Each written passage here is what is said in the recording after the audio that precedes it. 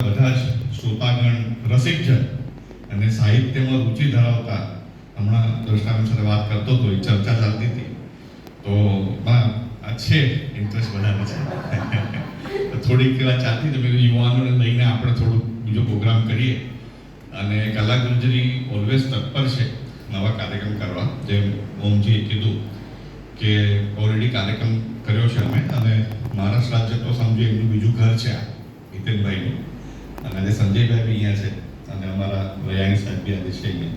એટલે છેલ્લા 2 વર્ષમાં અને પહેલાં જે ધરોહર આપણે રૈયાણી સાહેબે મૂકી છે આ કે સાહિત્યને કેવી રીતે આપણે આગળ વધારવું, એમને એના જ પ્રયત્નમાં એમની જ કડીમાં ગત વર્ષમાં 2 વર્ષમાં મહારાષ્ટ્ર રાજ્ય ગુજરાત એકેડેમી બહુ સારો સપોર્ટ રહ્યો. એમના બી પ્રોગ્રામ તો કર્યા આપણે જોઈન્ટલી, પણ એ પછી બી અમે ઘણા બધા પ્રોગ્રામો કર્યા. અને તમે માનશો ને એટલું બધું એક્સાઇટિંગ છે. તમને આજે ખાલી બીજી વાત કહું કે ભાઈ એવી ડિમાન્ડ આવી કે ભાઈ આપણા મેમ્બરો માટે બી પ્રોગ્રામ કરવા જોઈએ અંદર કેપ્ટિવ. એટલે આજે એક મોનોલોગનો પ્રોગ્રામ અમારો છે સાંજે, અમારા કમિટીના સભ્યો અને મેમ્બરો જ અહીંયા પાત્ર ભજવવાના છે. તો જેને ઇન્ટરેસ્ટ હોય આ પછી 6 વાગ્યા પછી સાંજે તો જરૂરથી આવો. અને અમારા જ મેમ્બરો બધા જ 20 એન્ટ્રી છે તો અહીંયા મોનોલોગ પાત્ર ભજવવાના છે. સો સાહિત્યની જ્યારે વાત કરીએ ત્યારે તો આપણને બધાને ખબર છે કે ભાઈ ગુજરાતી સાહિત્ય કેટલું રીચ છે.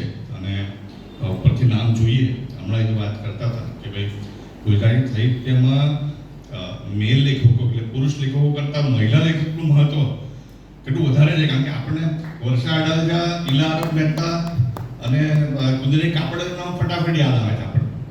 અને આજે જે એને એના સાહિત્ય જે અસર પાડી છે આપણા જીવનમાં, અને મારા ખ્યાલથી 7 પગલાં આકાશમાં તો માન લાગે છે ગેમ ચેન્જર. આજે કોઈને એવું નહીં હોય કે આ નવલકથા કે કથા કોઈને વાંચી નહીં. એટલે આ જેટલી બી આ વિદુષી લેખિકાઓ છે એટલે ગેમ ચેન્જર કરી છે ગુજરાતી સાહિત્યમાં. પણ જ્યારે ગુજરાતી સાહિત્યને પર્યાવરણ આવ્યું તો મને બી થયું કે ભાઈ ગુજરાતી સાહિત્ય અને પર્યાવરણ વિશે સમજશું. અને હું બી વિચાર કર્યો કે ભાઈ આ કંઈક ખ્યાલ નથી આવતો બહુ મને પર્યાવરણનો. પણ અમે હમણાં દિવાળીમાં મિત્રોને વાત કરતા હતા ને પર્યાવરણની વાત નીકળી. ક્લાઇમેટ ચેન્જ, સો કોલ્ડ જલવાયુ પરિવર્તન ગુજરાતીમાં કહીએ, ઇંગ્લિશમાં ક્લાઇમેટ ચેન્જ ઇઝ બધી ઇન વર્ડ. કે ભાઈ તો કોઈ વાત કર્યું કે આપણા સાહિત્યમાં તો કેવું બધું સારું લખ્યું છે. તો ધેન ઇઝ ક્લિક મી કે આપણા સાહિત્યકારોએ તો પર્યાવરણને એના કથામાં અને કૃતિમાં એટલી બધી વણેલી છે કે તે ખાલી પાર્શ્વ ભૂમિકામાં નથી.